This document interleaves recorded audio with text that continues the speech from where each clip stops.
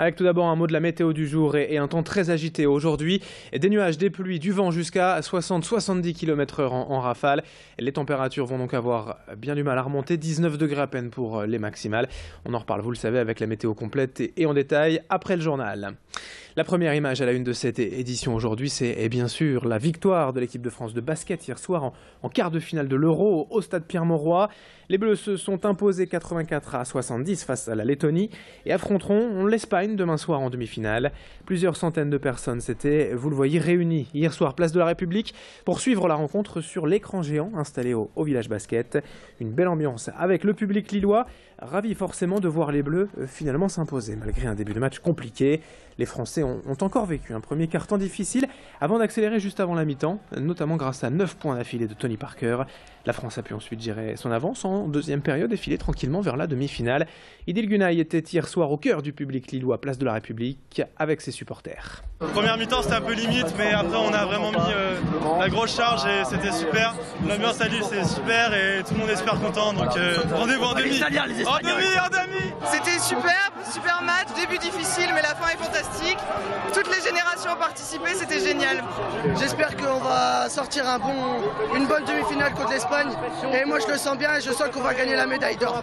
Grosse pression défensive en deuxième mi-temps, le public était présent, on a su surmonter la défense et maintenant rendez-vous en demi pour affronter l'Espagne, pour pouvoir défendre notre titre et la France elle sera toujours derrière et allez les Bleus, on est tous avec les Bleus.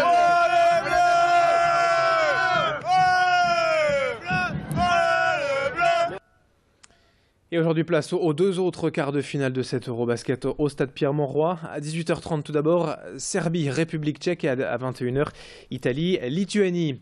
L'autre événement hier soir à Lille, c'est bien sûr en musique, le concert exceptionnel des Insus au Splendide. Les trois ex-musiciens de Téléphone, Jean-Louis Aubert, Louis Bertignac et Richard Kolinka sont de retour ensemble sur scène sous ce nouveau nom.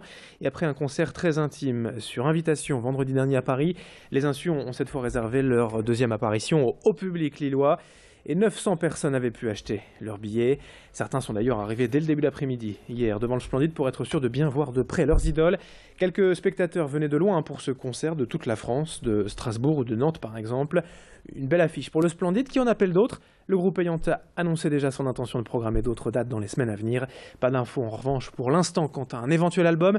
Pauline Lermite était à Fives hier soir, à quelques minutes du concert. Elle est allée à la rencontre de ses fans heureux. Téléphone, toute notre adolescence, on est retour aux sources. C'est ce qu'on a vécu dans notre jeunesse, donc c'est génial. On fait partie des chanceux. Avoir réussi à obtenir des places pour ce concert, c'est grandiose. J'ai jamais eu l'occasion de les voir sur scène. J'étais un peu jeune à l'époque. J'ai suivi Jean-Louis Aubert et Bertignac depuis une dizaine d'années maintenant et c'est le concert rêvé. Donc je suis venu de Nantes. Très heureux enfin de pouvoir les revoir enfin réunis, en espérant que ça débouche sur un grand stade ou une tournée. Pour moi, c'est l'idée de revenir un petit peu dans l'adolescence. On revient 30 ans en arrière et Téléphone ou les Insus aujourd'hui, c'est une vraie machine à remonter dans le temps. Allez, dans le reste de l'actualité lilloise de cette semaine, on passe à toute autre chose. On enchaîne au chapitre santé avec cette grande première, cette nouveauté disponible depuis hier dans les pharmacies en France. Les dépistages rapides du VIH sont désormais en vente libre. Ce test permet donc de savoir en à peine quelques minutes si l'on est infecté ou non par le virus du sida. Il s'agit en fait d'une mini prise de sang que l'on peut réaliser soi-même très facilement. Quelques instants et le résultat s'affiche un peu à la manière d'un test de grossesse.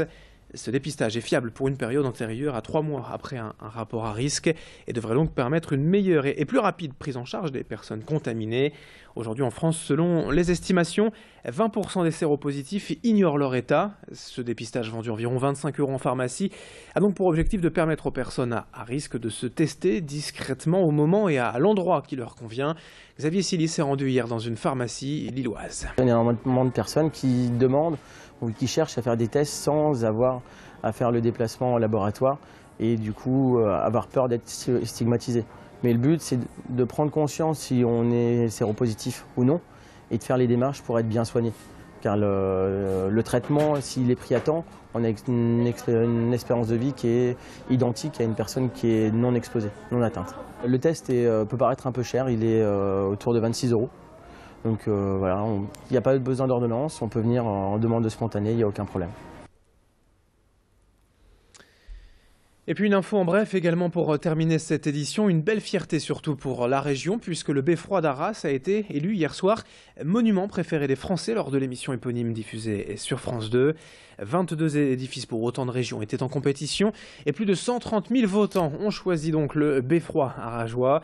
Le monument succède ainsi au palmarès de l'émission au monastère royal de Brou à Bourg-en-Bresse. Et pour rappel, le Beffroi de la cité à Trébat, comme d'autres dans le Nord-Pas-de-Calais, en Picardie et en Belgique, est déjà inscrit au patrimoine mondial de l'UNESCO. C'est donc de nouveau une belle vitrine pour le tourisme arageois, pour le patrimoine régional en général. Fin de cette édition. Dans un instant à suivre votre météo et l'infotrafic en temps réel. Très belle journée à toutes et à tous sur Grand Lille TV.